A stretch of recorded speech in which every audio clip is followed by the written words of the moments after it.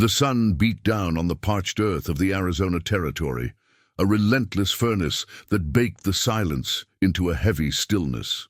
A lone rider, a man weathered by time and sorrow, rode into the dusty town of Redemption. He was old, his face a roadmap of hard-won battles and lost friends.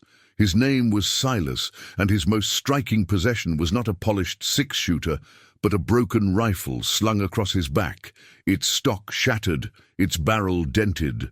Young cowboys, fresh-faced and full of bravado, watched him from the porch of the saloon, their laughter dying in their throats as he dismounted.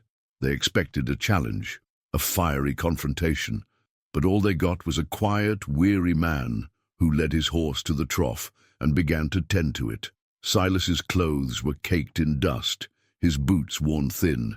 He moved with a purpose that belied his age, his hands, calloused and strong, methodically cleaning his horse's hooves. The young men, led by a swaggering youth named Jed, scoffed. "Look at him," Jed sneered. "Old man's got a broken stick and a lame horse." Silas ignored them, his focus unwavering. As he finished with his horse, he turned to the saloon, his gaze sweeping over the young men. His eyes, a piercing blue, held a depth of experience that silenced Jed's taunts. He didn't speak, didn't make a threat. He simply walked past them and into the saloon, the silence he left behind more powerful than any words.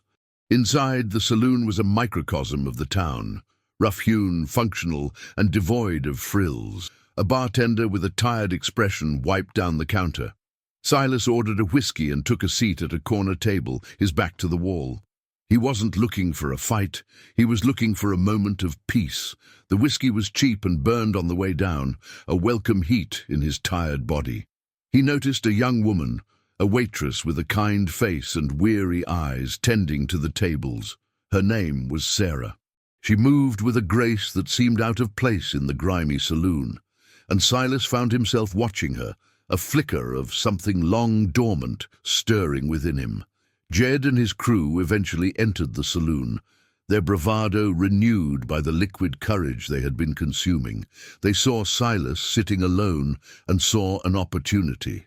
Jed approached the table, a sneer plastered on his face. "Old man," he began, "that rifle of yours is a joke. You're a joke. Why don't you get out of this town before you get yourself hurt?"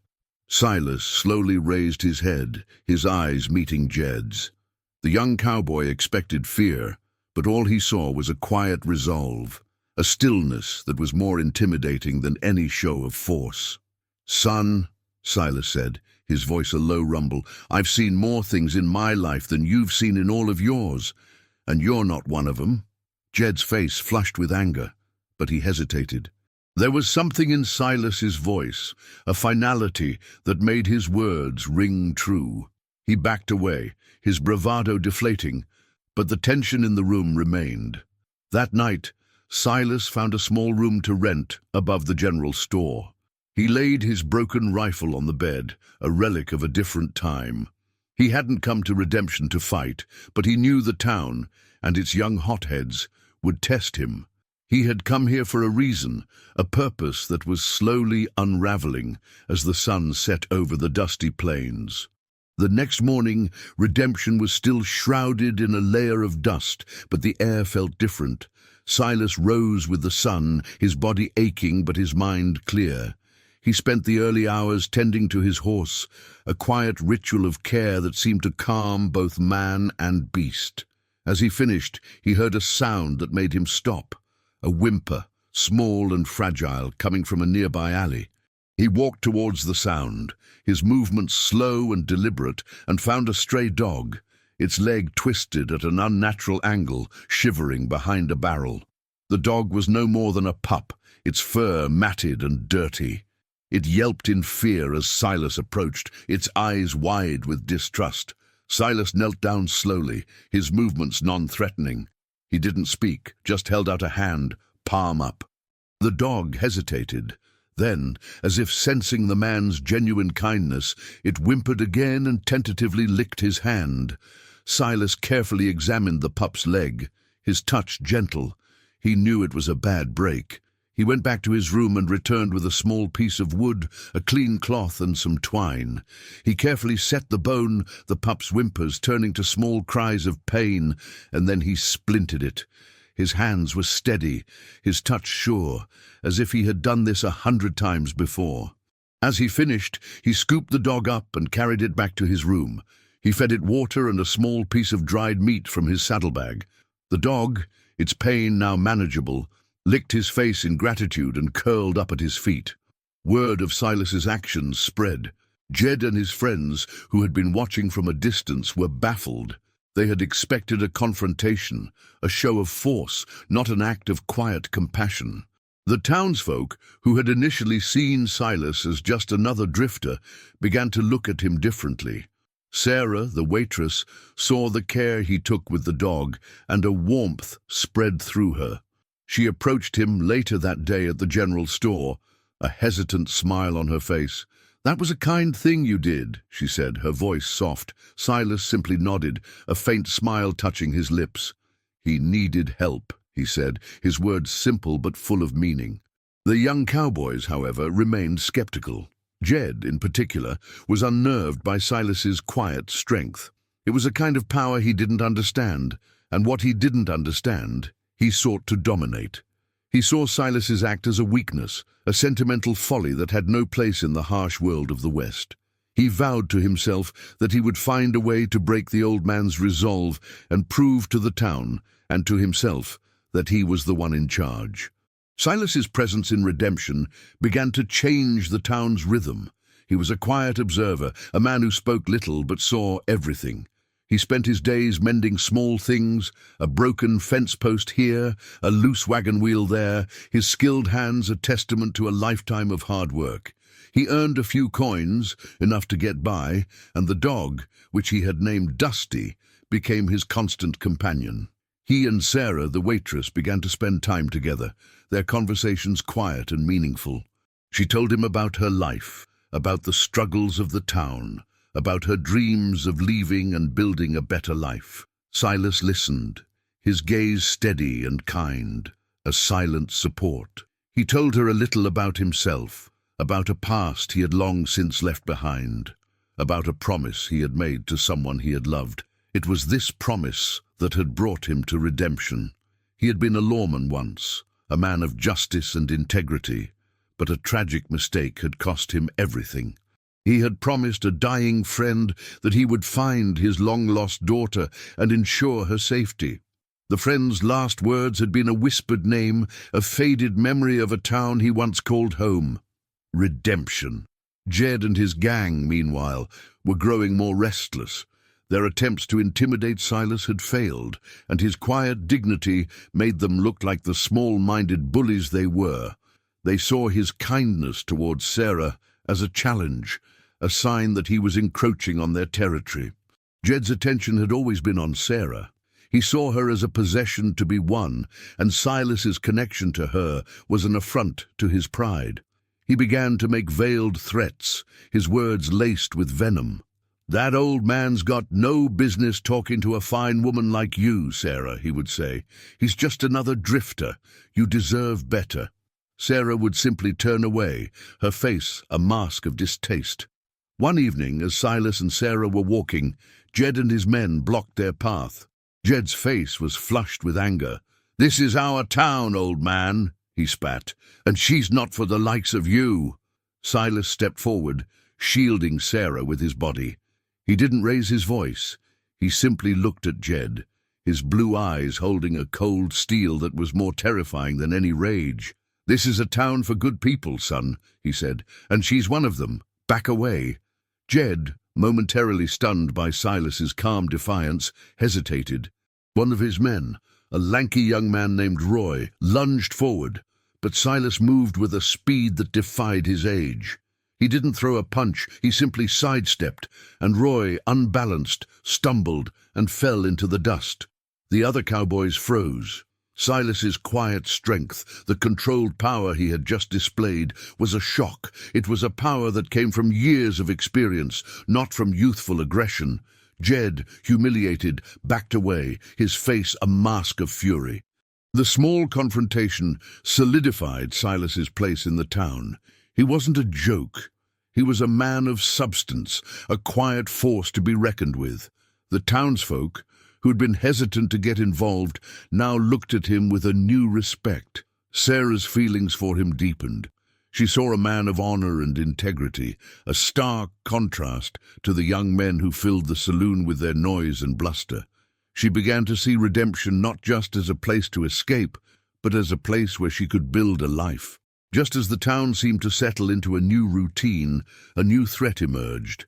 A notorious outlaw, a man named Marcus Kane, rode into town with his gang. Kane was a man with a reputation for brutality and a cold, calculating mind. He was looking for a place to lay low, to resupply, and redemption, with its remote location, seemed perfect. As he rode through the town, his eyes, dark and predatory, swept over the streets. He saw the townsfolk's fear, and it fueled his arrogance.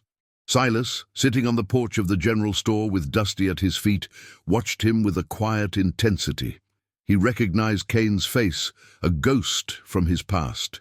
Kane was the man responsible for the death of his friend, the very reason he was on this journey. The broken rifle on his back felt heavier now, its purpose clearer. It was more than a relic. It was a symbol of a promise that was about to be fulfilled. Kane and his men took over the saloon, their presence a suffocating blanket of fear. They drank and gambled, their loud laughter and menacing glares silencing the townsfolk. Jed, seeing a chance to align himself with power, approached Kane, his swagger returning. "We can help you, Mr. Kane," he said, his voice trembling slightly. "We know this town. We can be your eyes and ears." Kane looked at him, a flicker of contempt in his eyes. He saw a weak, desperate young man, and he knew he could use him. "We'll see," he said, a cruel smile on his lips. "Prove your worth, and maybe we'll have a place for you." Sarah, who had been serving the outlaws, was terrified. She had seen the way Kane looked at her, his gaze possessive and sinister. She sought out Silas, her face pale with fear. "He's a bad man, Silas," she whispered. "He's dangerous." Silas nodded, his expression grim. "I know," he said, his voice a low rumble. "I know who he is, and I know why he's here." Kane's presence brought out the worst in the town. Fear turned to paranoia, and paranoia turned to whispers and suspicion. The outlaws, with Jed as their eager informant, began to exert their control. They extorted money from the shopkeepers, took what they wanted from the general store, and terrorized the townsfolk. The law, a lone sheriff named Thompson, was powerless. He was a good man, but he was old and outnumbered, and Kane's brutality was a force he couldn't contend with alone. Silas, watching from the sidelines, knew he had to act. But he wasn't the man he once was. The broken rifle on his back was a constant reminder of his past failures. He had come to redemption to fulfill a promise, not to fight a war. But the town and Sarah's safety were now intertwined with his purpose. He knew he had to face Kane, but he had to do it on his own terms. Jed, now acting as Kane's lackey, approached Silas with a renewed arrogance. "Look at you, old man," he sneered. "Your time is over. This is the new order. Kane's in charge now." Silas looked at him, his gaze full of a quiet pity. "You're making a mistake, son," he said. "This path you're on leads only to pain." Jed laughed, a hollow, bitter sound. "We'll see," he said, and walked away, a new sense of power coursing through him. The climax came when Kane's men, high on whiskey and arrogance, cornered Sarah. They made crude jokes and blocked her path. Sarah, terrified, cried out for help. Silas, who had been sitting on a bench across the street, rose and walked towards them. He didn't run. He walked with a steady, unhurried pace. Kane, who was watching from the saloon's porch, saw him, and a slow, cruel smile spread across his face. He recognized the old man, and the realization was a mix of surprise and dark satisfaction. "Well, well," he said, his voice a low hiss. "Look what the dust storm dragged in." Silas. Silas ignored him, his focus on Sarah. He reached her side and stood between her and the outlaws. "Leave her be," he said, his voice low and dangerous. The outlaws, momentarily stunned by his calm defiance, hesitated. But Kane's voice cut through the air, sharp and commanding. "Kill him," he said. The outlaws lunged forward, their pistols drawn, but Silas was faster. He didn't draw a gun. He drew the broken rifle from his back, not as a weapon, but as a tool. He used the shattered stock to block a punch, the dented barrel to deflect a pistol, his movements a blur of controlled, precise energy. He wasn't fighting to kill, he was fighting to disarm. He had long since sworn off taking a life, but he would not stand by and let a young woman be hurt. The outlaws, disarmed and confused by his unconventional fighting style, stumbled back. Kane, seeing the chaos, drew his own pistol and leveled it at Silas. "You're a fool, old man," he spat. "You should have stayed in the dust." Silas finally spoke, his voice resonating with a lifetime of pain and regret. "You killed my friend, Kane," he said. "You stole his legacy. You left his daughter to fend for herself. I made a promise to him that I would find her and protect her." Kane laughed, a cold, humorless sound. "That's why you're here?" he sneered. "For some ghost of a promise? You're a sentimental fool, Silas. I don't remember every man I've killed, but I remember your friend. He was a fool, too." The air was thick with tension. The townsfolk watched, silent and breathless. Jed, seeing the true face of the man he had aligned with, a man who mocked the dead, felt a cold shock of betrayal. He had seen Silas's kindness, and now he was seeing Kane's cruelty, and the contrast was stark and undeniable. Silas and Kane stood facing each other, two men from a different time, one holding a symbol of a promise kept, the other a symbol of a life of destruction. Silas finally broke the silence. "You won't hurt her," he said, his voice low and full of conviction. "I won't let you." Kane's finger tightened on the trigger. Just as Kane was about to fire, a voice rang out from the crowd. "Stop!" It was Sarah. She stepped forward, her fear replaced by a quiet courage. "You're here because of me?" she asked Silas, her voice trembling but clear. "The daughter. You're the one my father told me about." Silas nodded, his gaze unwavering. "Your father was a good man," he said, "a man of honor. He made me promise that I would find you." The revelation stunned the town. Jed, in particular, was shaken. The man he had mocked, the man he had seen as a weak old fool, was a man on a mission, a man of honor and purpose. He had been so blind, so caught up in his own petty jealousy and arrogance. He saw now that Silas's strength came not from a polished gun or a loud voice, but from a deeper well of character and conviction. Kane, however, saw only an obstacle. He pointed his pistol at Sarah. "If you're his weakness, then you're the one to die," he snarled. Before he could fire, Jed, with a sudden, decisive movement, lunged forward and tackled him, the force of his body knocking Kane's arm aside. The shot went wide, hitting the dirt. The townsfolk, emboldened by Jed's unexpected act of courage, began to move forward, their faces no longer filled with fear, but with a fierce, protective anger. They were a community now, united against a common enemy. Kane, disoriented and surrounded, was no longer a feared outlaw. He was a trapped animal. He tried to fight back, but the townsfolk, fueled by a collective rage, overwhelmed him. They disarmed his gang and held them until Sheriff Thompson, with a newfound sense of purpose, arrived to take them away. The silence that fell over redemption was different now. It was not the silence of fear, but the silence of relief, of a battle won. The town was bruised but not broken. Jed, his face a mix of shame and pride, stood awkwardly to the side.